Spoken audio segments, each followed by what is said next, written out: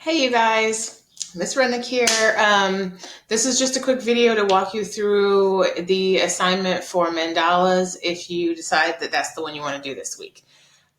So we go to classwork, and you've already watched the 3-minute introduction this week for the assignments, and you chose the mandala. So you're going to click on this one, and that's the slideshow about our assignment.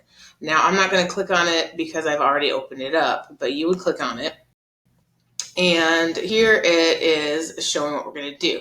We're going to go to View up on the left-hand side and go to Present, just so we can see the whole big screen. So what we're going to do this week is make mandalas out of everyday objects. And this is an example of one that's made out of everyday objects. So you can see there's one in the center. It's a soda can top. And then coming out like bicycle spokes are different objects. So traditionally it would be done with colorful sand, but we're using slightly larger objects than little grains of sand.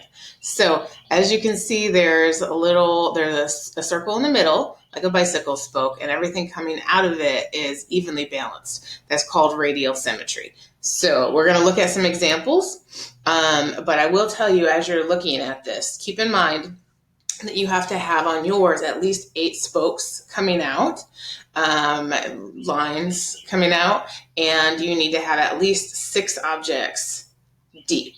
So from the center, there needs to be 8, and each one of those 8 has to have 6 matching objects going out. So mandalas are everywhere. I'll kind of cruise through this as quickly as I can, and then you can go back and take a look at it with more time, okay? So mandalas, mandala actually means circle, and a lot of times it represents the universe. It can help you kind of find a little bit of peace or kind of slow down and center yourself.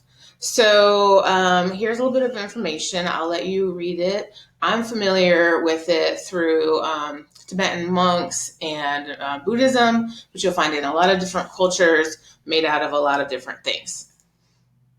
If you've ever been to the hospital up off Lake Murray Boulevard in Columbia, they actually have a labyrinth outside that you can walk through. It's like a maze based off of similar ideas.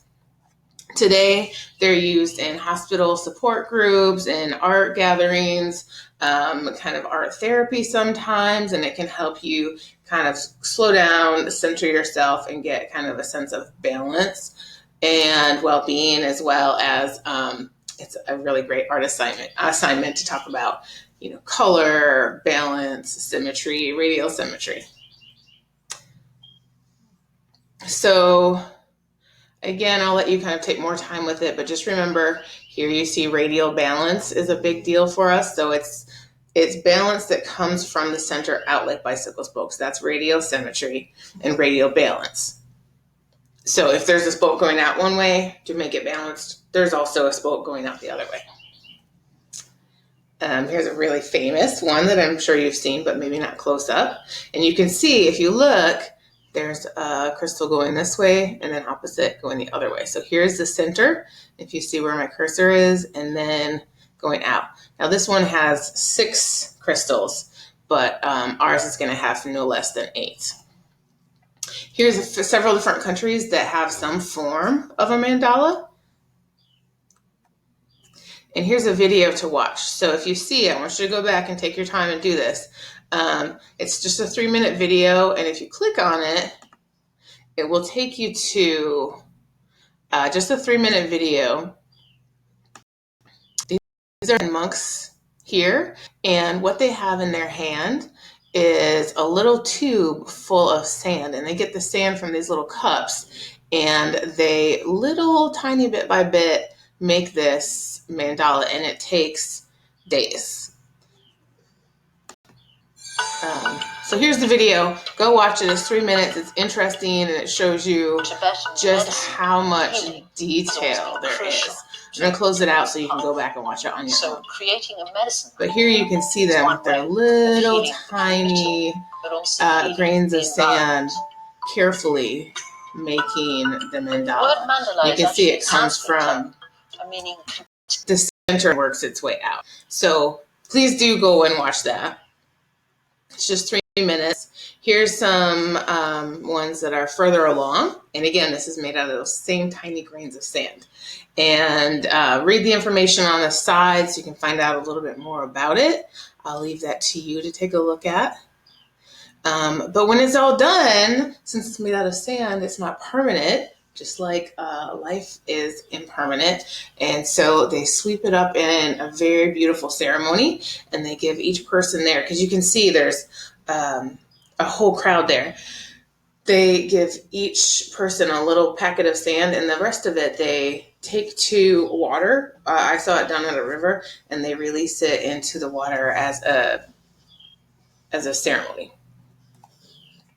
Here's one from India, and different Hindu symbols. You can see sometimes they do mandalas outside of their homes for blessing, protection, welcome. This is, I never know if you're supposed to say Celtic or Celtic. I think it's Celtic. It's Celtic, which is Irish, and they also have this same center with designs coming out from it. This one was done, it's a sand one after 9/11. This is a labyrinth. So you would walk through this maze trying to find your way through to the center. Here's some examples made out of objects by high school students. And so as you're working, you're going to start from the center and work your way out. So at least 8 spokes and at least like 6 different sets of objects. I'll show you another one where we can count it. You want everything to match. So you want it to have symmetry. So let's see, here's the center. Now therefore is like 1, 2, 3, 4 for the keys, and then 1, 2, 3, 4 for the pennies. So that makes 8. And then the amount of objects going out, let's see, we have 1, 2, 3, 4, 5, 6, 7, 8. So that's what I'm talking about with objects going out.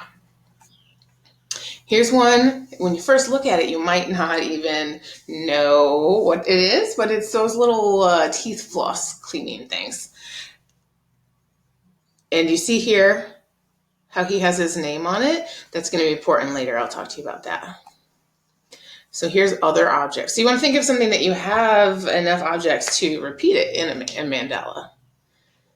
So here's pennies, and it looks like Rolo candy, silverware, beans and corn, different kinds of food and candy. These are flowers. So those give you some ideas. So for your assignment, you'll see on the next slide all the instructions, plus there's a chance for extra credit. So here, let me make myself smaller. I have at least 8 spokes, 6 layers, which we talked about, good craftsmanship, so make sure everything's even, everything is spaced well, it's really interesting objects, it creates symmetry, radial balance, and it all feels like it goes together, it has unity. Make sure you do it on a plain background so that the photograph shows up really well. And when you're done, you're going to take, for your assignment, you must have 4 photographs. One is a bird's eye view from the top where the center of the mandala is the center of your photograph, and you are going to take that.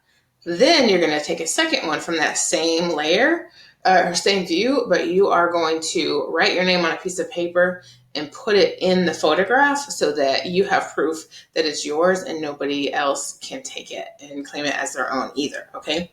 Then you're going to take 2 details like we've been doing with our other projects. So you're going to get at a low angle. So instead of taking it from above, you're going to get at a low angle, find some area that you think is beautiful, and make sure it's in focus close to the camera and then out of focus further away so that it's a beautiful detail, and you're going to take 2 of those, turn those in. For extra credit, let me move myself up here.